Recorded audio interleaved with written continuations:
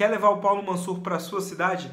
Clica no link aqui embaixo, bit.ly/Papo da Banda, e conversa com a gente no WhatsApp ou manda um e-mail para papodabanda@gmail.com. Aproveita e vê as cidades que a gente vai estar em turnê, vai que a sua cidade é uma delas. E apesar de toda quarta-feira o vídeo ser uma parceria entre o professor Jambeiro e eu, hoje eu vou me basear muito no que disse o Diamantino Trindade no Manual de Introdução à Umbanda e a Janaína Azevedo no Tudo que você precisa saber sobre a Umbanda, volume 1. Eu não sei, é porque eu já li tanto o livro dela que eu acabei me confundindo, mas de qualquer forma leia.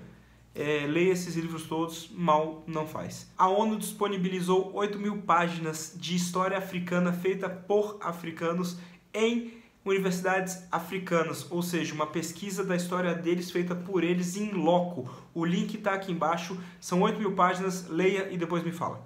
Eu lancei no Instagram, link aqui embaixo, uma pergunta: que vídeo histórico vocês gostariam de ver? E muita gente falou sobre as religiões africanas antes da chegada dos prisioneiros de guerra para cá. Por que eu falo prisioneiros de guerra? Tem um vídeo aqui explicando isso, clica em algum lugar na tela que ele vai aparecer. A África que a gente vê hoje em dia, né, paizinho separadinho e tal, embaixo tem a África do Sul, em cima da...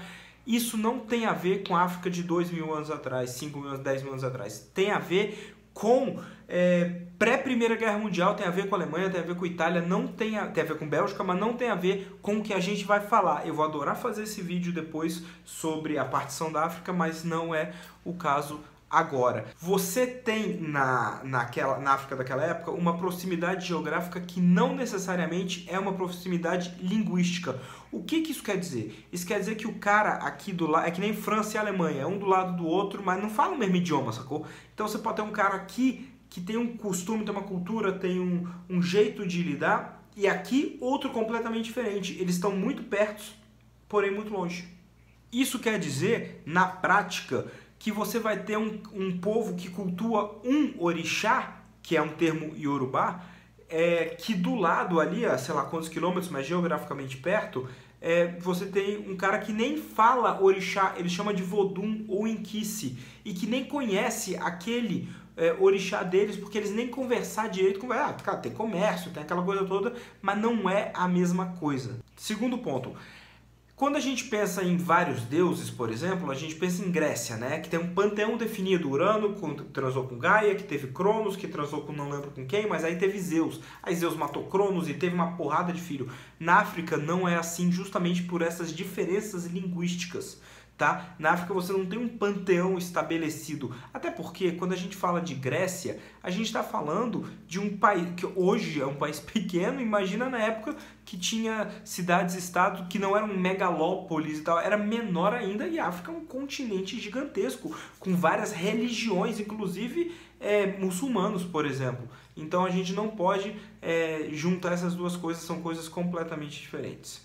Terceiro e mais... Cara, eu acho isso muito legal. Eu acho isso muito, muito, muito legal. Quando a gente fala dessas religiões em loco, daquela época, por que essa galera cultuava o orixá dele ali, ó, a minha região, por Queto? Queto, o rei de Queto é Oxóssi, mas o rei de Oió é Xangô. E você tem várias nações que têm reis e rainhas específicos e eles são particulares daquela região. Por quê? Caralho, isso é muito legal, isso é muito legal. Por quê?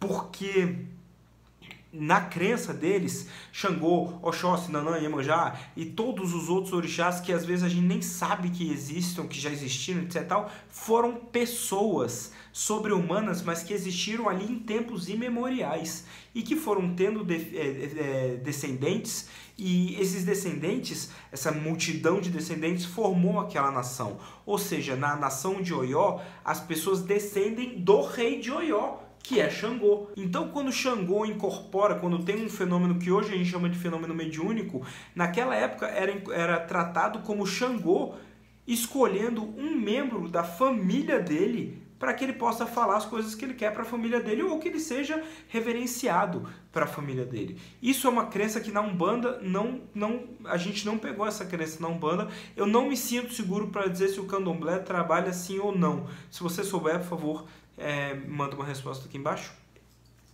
Mas isso é muito, muito legal. Quando você cultua um orixá, naquela época, um vodum, um menquice, etc, etc tal, você está cultuando o seu ramo familiar. Cara, isso é muito bacana. O Diamantino fala no Manual de Introdução à Umbanda, né, o livro, que estima-se que entre 400 e 500 orixás, voduns, inquices, etc., chegaram no Brasil junto com a chegada dos prisioneiros de guerra ao longo aí desses 300 anos, e a gente conhece o quê? 20. Lembrando, clica no link aqui da ONU e vai estudar a história da África. Não é só tribo, tem impérios, inclusive com a possibilidade de um deles ter chegado no Brasil antes dos portugueses e dos chineses. Outro vídeo dá pra gente conversar em algum momento. Gostou do vídeo?